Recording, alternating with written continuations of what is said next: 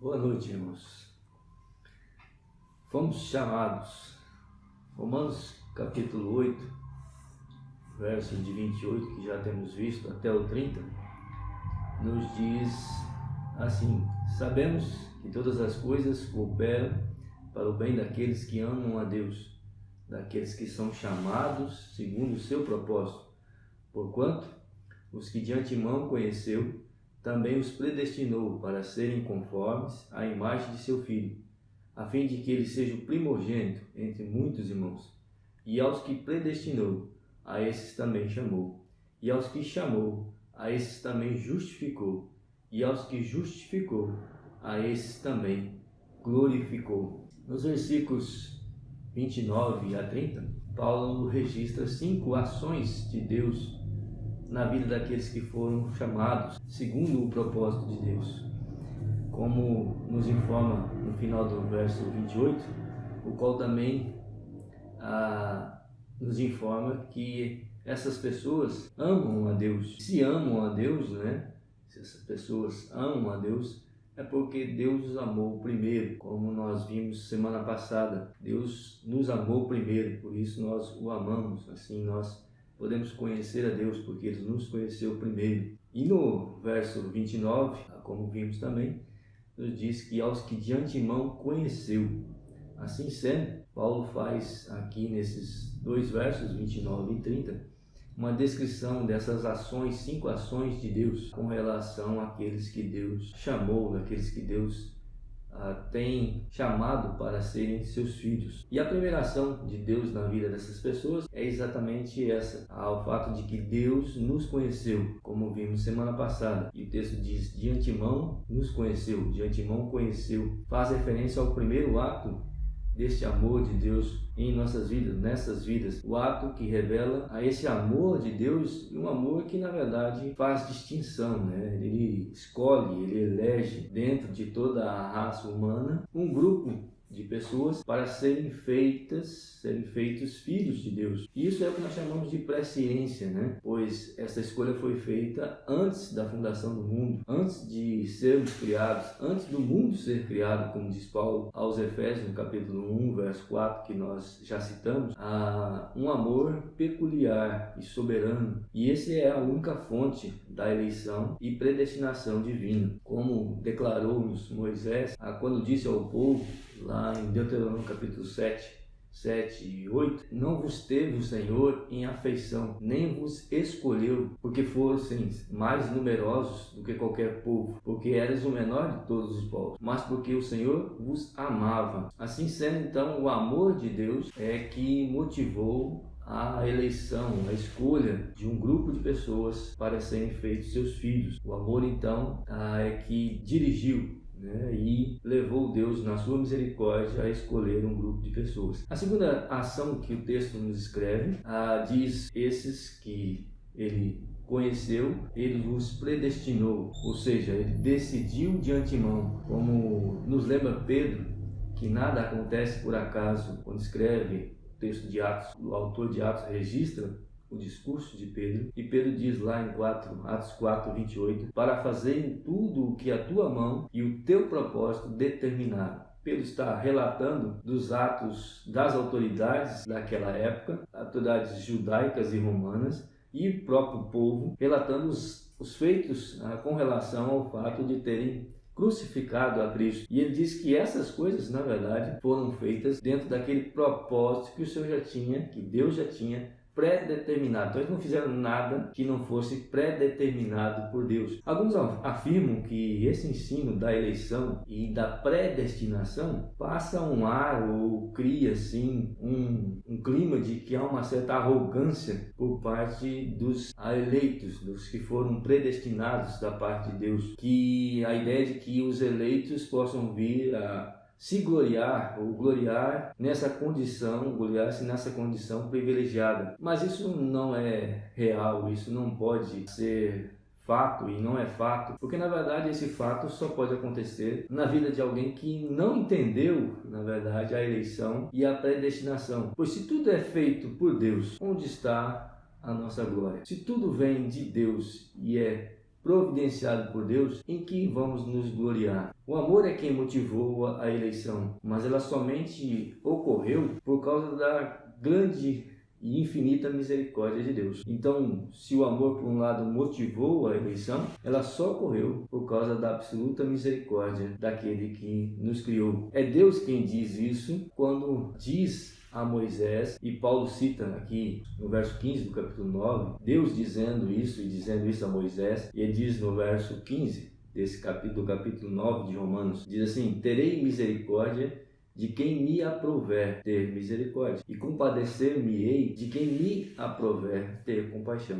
Assim sendo, a eleição ou a escolha de Deus ou a salvação que Deus providencia na vida dos seus é pura demonstração e expressão da sua misericórdia, já que nenhum homem deveria ser salvo ou poderia ser salvo por seus próprios méritos, ou haveria qualquer ação humana que o credenciasse a ser salvo. Então é pura a demonstração de compaixão, pura demonstração da misericórdia de Deus. Então não há por que achar que o entendimento de que Deus escolheu leve alguns a ter ou se vangloriar de qualquer forma, porque esse conhecimento é exatamente o oposto. Conhecer o fato de que Deus é quem faz todas as coisas, que somente pela graça e misericórdia de Deus isso pode acontecer na vida de alguns. Outra crítica que ao ensino da eleição e predestinação tem sido atacada é de que o ensino de que alguns, os crentes vivem e entendem, aceitam a eleição e a predestinação, possam desenvolver uma certa apatia e complacência, já que é Deus quem faz.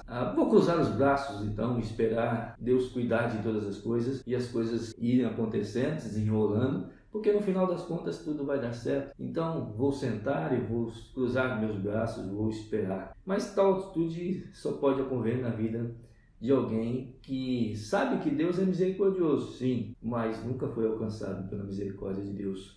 Nunca foi abraçado pela misericórdia de Deus, pelo amor de Deus, e assim não pode ser constrangido por esse amor, pelo amor de Cristo, pelo amor que Cristo demonstra para aqueles pelos quais Deus a escolheu e predestinou e cuidou de todas as coisas. Só pode haver tal sentimento num coração que não foi abraçado por esse amor, não é constrangido pelo amor de Cristo, pois a eleição e a predestinação têm só um propósito, e o propósito é de nos fazer iguais a Cristo. Tanto aqui no texto que nós vemos, quando o texto diz que é seu propósito nos conformar à imagem do seu Filho, ou seja, a imagem de Cristo, como no texto que também citamos de Efésios capítulo 1, verso 4, quando lá diz que o propósito é que sejamos santos e irrepreensíveis diante dele em amor. E não é tarefa fácil, não é cruzar os braços, não é ter uma atitude de apatia, porque ser santo e irrepreensível, e não é de qualquer jeito, mas é diante dele em amor, ou seja, ter uma resposta que seja à altura do amor que Deus tem para conosco, é algo que realmente é desafiador na vida daqueles que creem, daqueles que foram escolhidos por Deus para serem conforme Cristo. Vamos então à terceira ação de Deus que o texto nos dá aí no verso de número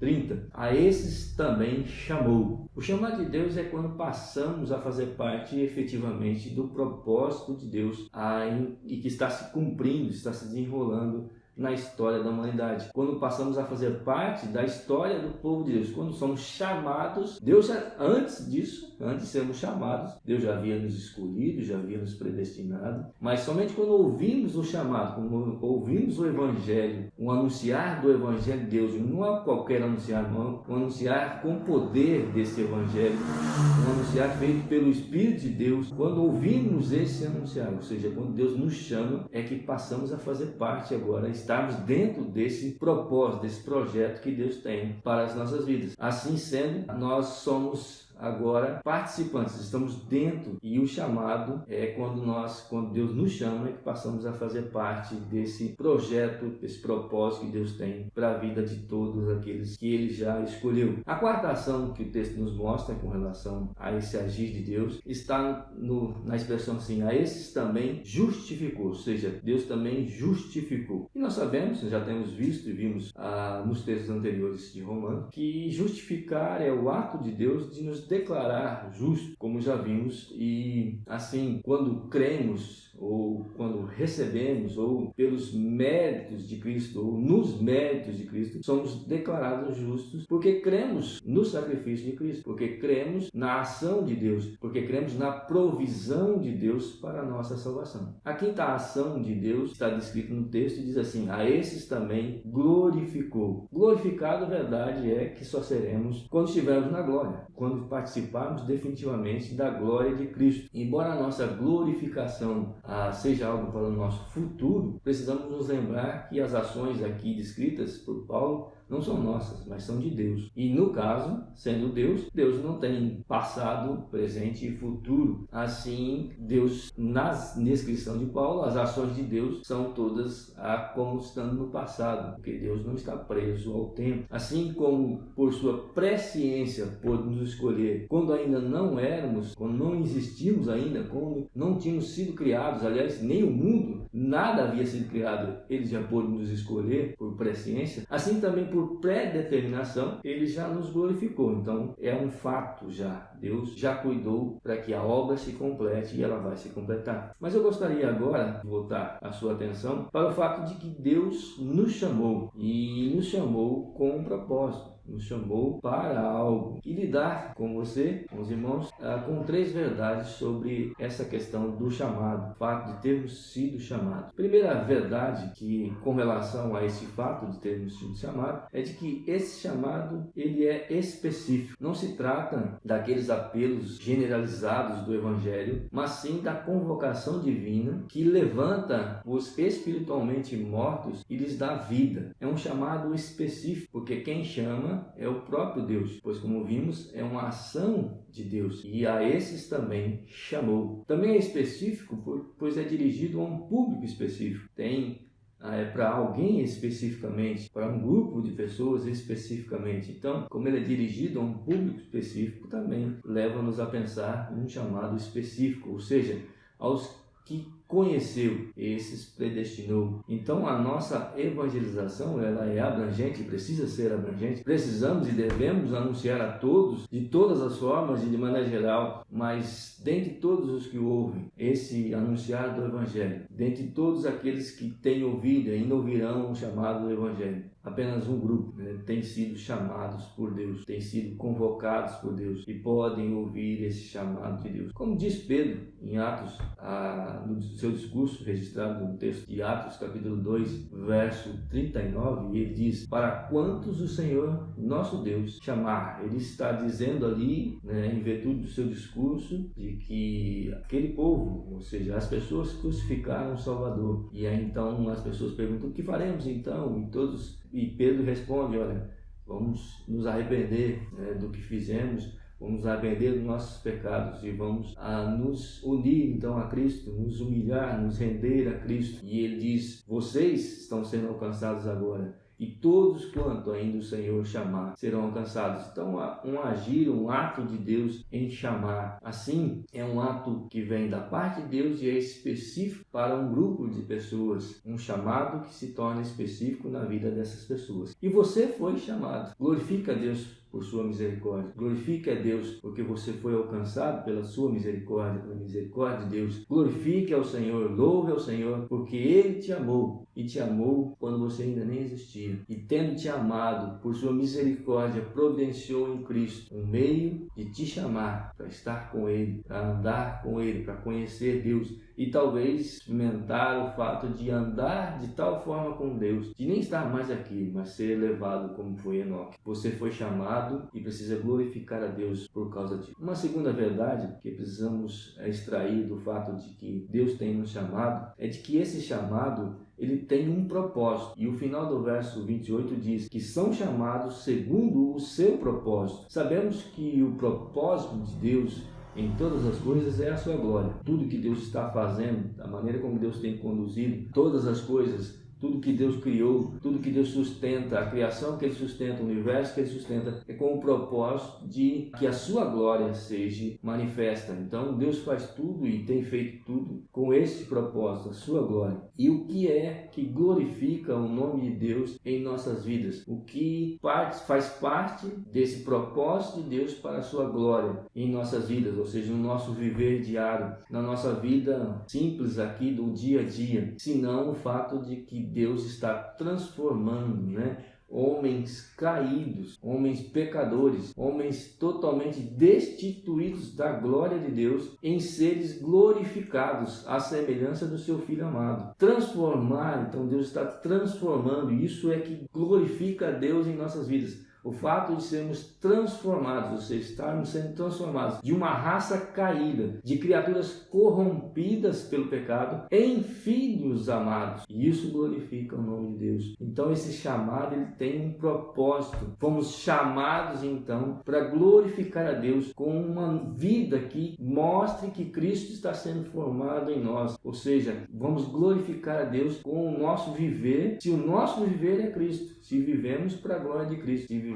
para a glória de Deus. Você foi chamado, mas não para viver uma vida simples, uma simples vida, uma vida humana e passageira, mas fomos chamados, você foi chamado para viver para a glória do Rei da Glória. Uma terceira verdade é de que esse chamado da parte de Deus, ele vem pela palavra de Deus. O chamado vem pela palavra de Deus porque é Deus quem chama. E não só somos chamados por essa palavra, mas também somos sustentados dentro desse propósito, dentro desse chamado, ou seja, por isso que Paulo fala que vamos cumprir essa carreira, esse chamado que temos da parte de Deus, porque somos sustentados, somos guardados desse chamado pela palavra de Deus. Ou seja, é o que Deus nos diz, o que Deus nos dá, é quem nos sustenta, é quem vai conduzir-nos nesse processo de estarmos caminhando com o propósito que Deus tem para as nossas vidas. Somos então chamados, sustentados nesse chamado pela palavra. E é o que Paulo não cita no texto, talvez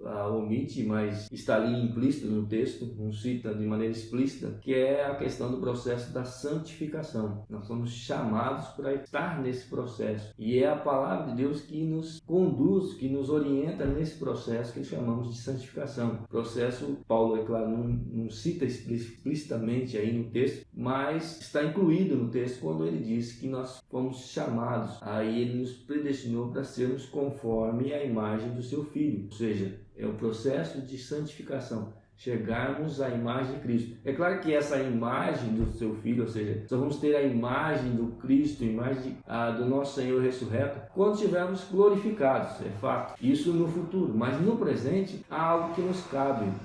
Há um consagrar diário da nossa vida, do nosso viver, do nosso ser, do nosso estar em Deus, estar buscando a Deus, dar uma resposta positiva à misericórdia de Deus, ao amor de Deus. E essa caminhada ela tem o início quando ouvimos a palavra, chamar de Deus, mas ela também é sustentada, é trilhada pela própria palavra de Deus, ou seja, ela que vai continuar nos conduzindo, nos mantendo nesse propósito, no propósito que Deus tem para nossas vidas, que é glorificar o nome dele através daquilo que ele está fazendo em nossas vidas. Como diz Paulo, quando escreve sua primeira carta aos Coríntios, no capítulo 1, verso 21, e ele diz assim: visto como na sabedoria de Deus o mundo não o conheceu por sua própria sabedoria, aprove a Deus salvar os que creem pela loucura da pregação. Ou seja, é por essa palavra, pela pregação, pelo ouvir dessa palavra, da palavra de Deus, porque é Deus quem chama. Então é dessa forma que recebemos o chamado. Não há outro meio. E também não há como também permanecer nesse chamado, como